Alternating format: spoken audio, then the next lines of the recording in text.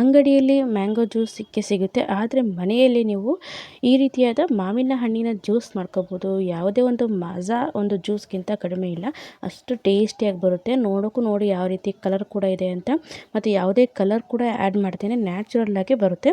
ಬನ್ನಿ ಹೇಗೆ ಮಾಡೋದು ಅಂತ ನೋಡೋಣ. ಇಲ್ಲಿ ನೋಡಿ, ಇಲ್ಲಿ ಕರಿ ಇಶಾಡ್ ತೊಗೊಂಡಿದ್ದೀನಿ ಮಾವಿನ ಹಣ್ಣು, ಹಾಗೂ ಒಂದೇ ಒಂದು ತೋತಾಪುರಿ ತೊಗೊಂಡಿದ್ದು. ತೋತಾಪುರಿ ಅಂದರೆ ಯಾವುದಾದ್ರು ಒಂದು ಕಾಯಿ ಇರುವಂಥ ಮಾವಿನಕಾಯಿ ತೊಗೊಂಡ್ರೆ ಸಾಕು. ಇದು ಆಪ್ಷನಲ್ಲು, ಹಾಕಿದ್ರೆ ಹುಳಿಯಾಗಿ ತುಂಬ ಚೆನ್ನಾಗಿ ಬರುತ್ತೆ. ನಮಗೆ ಮಾಜಾ ಟೇಸ್ಟ್ ಹೇಗಿರುತ್ತೋ ಅದೇ ರೀತಿಯಾಗಿ ಬರುತ್ತೆ. ನಂತರದಲ್ಲಿ ಈ ಕಾಯಿ ಮಾವಿನಕಾಯಿ ಇರುತ್ತಲ್ಲ, ಇದ್ರ ಸಿಪ್ಪೆ ತೆಗೆದುಬಿಟ್ಟು ಇಲ್ಲಿ ಹಣ್ಣು ಮಾವಿನಕಾಯಿನ ನಾವು ಚೆನ್ನಾಗಿ ತೊಳೆದ್ಬಿಟ್ಟು ಈ ರೀತಿಯಾಗಿ ತಗೋಬೇಕಾಗುತ್ತೆ. ಸಿಪ್ಪೆ ಎಲ್ಲ ತೆಗೆದುಬಿಟ್ಟು ಚೆನ್ನಾಗಿ ಇದನ್ನು ಒಂದು 3 ಮಾವಿನಕಾಯಿ ತೊಗೊಂಡಿದ್ದೀನಿ, ಮಾವಿನ ಹಣ್ಣನ್ನು ತೊಗೊಂಡಿದ್ದೀನಿ. ಚೆನ್ನಾಗಿದ್ರೆಲ್ಲ ಒಳಗಡೆ ಏನಿರುತ್ತೆ ಚೆನ್ನಾಗಿ ತೆಗೆದುಬಿಟ್ಟು ನೋಡಿ, ಈ ರೀತಿ ವಾಟೆ ಎಲ್ಲ ತೆಗೆದಿದ್ದೀನಿ. ಇಷ್ಟು ಒಂದು ಗ್ರೇವಿ ಥರ ಬಂದಿದೆ. ನಂತರ ಇಲ್ಲಿ ನಾವೇನು ಹಸಿ ಮಾವಿನಕಾಯಿ ಅಂದರೆ ಎಳೆ ತೊಗೊಂಡಿದ್ವಲ್ಲ ಕಾಯಿ ಮಾವಿನಕಾಯಿ, ಅದನ್ನು ಕೂಡ ಚೆನ್ನಾಗಿ ಸಣ್ಣ ಸಣ್ಣದಾಗಿ ಕಟ್ ಮಾಡಿ ಈಗ ಮಿಕ್ಸಿ ಜಾರಲ್ಲಿ 2 ಸೇರಿಸ್ಬಿಟ್ಟು ರುಬ್ಕೊಂಬರಬೇಕು. ನೀರು ಹಾಕೋ ಅವಶ್ಯಕತೆ ಇಲ್ಲ. ನೋಡಿ, ಈ ರೀತಿಯಾಗಿ ನುಣ್ಣಗೆ, ಎಷ್ಟು ನುಣ್ಣಗೆ ಅಷ್ಟು ನುಣ್ಣಗೆ ರುಬ್ಕೊಂಬನ್ನಿ. ನಾನು 2 ಬ್ಯಾಚಲ್ಲಿ ಇದನ್ನು ರುಬ್ಬಿದ್ದೀನಿ.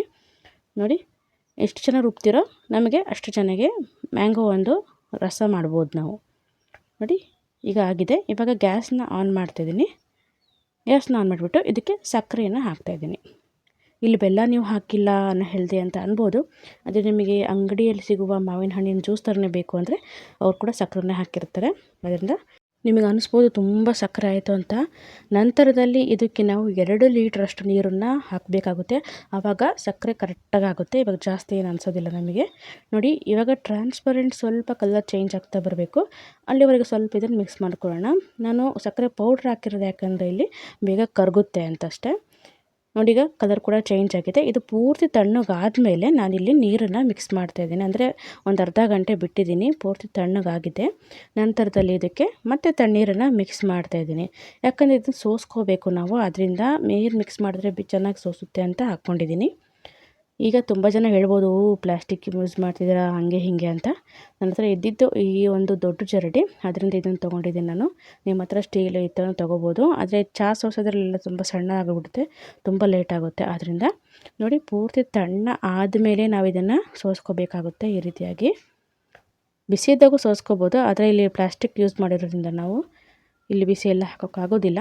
ನೋಡಿ, ಈ ರೀತಿ ಮೇಲಿಂದ ಒಂದು ಕಸ ಬರುತ್ತಲ್ಲ ಅದೆಲ್ಲ ತೆಗೆದು ಹಾಕಿ. ನೋಡಿ, ಈಗ ನೋಡಿ ಎಷ್ಟು ಕ್ಲಿಯರಾಗಿ ರಸ ಬಂದಿದೆ ಅಂತ. ಎಲ್ಲ ಒಂದು ಮಾವಿನಕಾಯಿ ರಸ ಏನು ಮಾಡಿದ್ವಿ ನಾವು ಅದನ್ನೆಲ್ಲ ಹಾಕಿ ಚೆನ್ನಾಗಿ ಸೋಸ್ಕೋಬೇಕು. ಏನಾರು ಒಂದು ಕಸದ ಅಂಶ ಇದೆ ಅಥವಾ ಇನ್ನೂ ಸ್ವಲ್ಪ ಆದರೂ ದಾರಗಳಿದ್ದರೆ ಮಾವಿನ ಹಣ್ಣಿಂದ ಎಲ್ಲ ಹೋಗುತ್ತೆ. ನೋಡಿ, ಇಷ್ಟು ರಸ ಬಂದಿದೆ. ಇವಾಗ ಇದಕ್ಕೆ ಮತ್ತೆ ನೀರನ್ನು ಮಿಕ್ಸ್ ಮಾಡಬೇಕು. ನಾನು 2 ಲೀಟ್ರಷ್ಟು ನೀರನ್ನು ಇದಕ್ಕೆ ಹಾಕ್ತಾಯಿದ್ದೀನಿ. ತುಂಬ ಚೆನ್ನಾಗಿ ಬರುತ್ತೆ. ಸಿಂಪಲಾಗಿ ಮಾಡ್ಬೋದು, ತುಂಬ ಟೈಮ್ ಕೂಡ ಹಿಡಿಯೋದಿಲ್ಲ. ಆದರೆ ಒಂದ್ಸರಿ ನೀವು ಮಾಡಿಟ್ಬಿಟ್ರೆ ಒಂದು 2-3 ದಿವಸ ಆರಾಮಾಗಿ ಖಾಲಿಯಾಗಿಬಿಡುತ್ತೆ. ಬೇಗ ಮಕ್ಕಳಿದ್ರಂತೂ ಒಂದೇ ದಿವಸದಲ್ಲಿ ಖಾಲಿಯಾಗಿಬಿಡುತ್ತೆ. ನೋಡಿ, ನಾನು ಎಷ್ಟು ಚೆನ್ನಾಗಿ ಬಂದಿದೆ ಅಂತ ತೋರಿಸ್ತಾ ಇದ್ದೀನಿ. ಮತ್ತು ಇದೇ ಒಂದು ಹದದಲ್ಲಿದೆ. ನೋಡಿ, ಕಲರ್ ಕೂಡ ನಿಮಗೆ ಕಾಣ್ತಿರ್ಬೋದು. ನಿಮಗೆ ಬಾಟ್ಲಿಯಲ್ಲಿ ಹೇಗೆ ಸಿಗುತ್ತಲ್ಲ ಅಂಗಡಿಗಳಲ್ಲಿ, ಅದೇ ರೀತಿಯಾಗಿ ಕೂಡ ಕಾಣ್ತಾ ಇದೆ.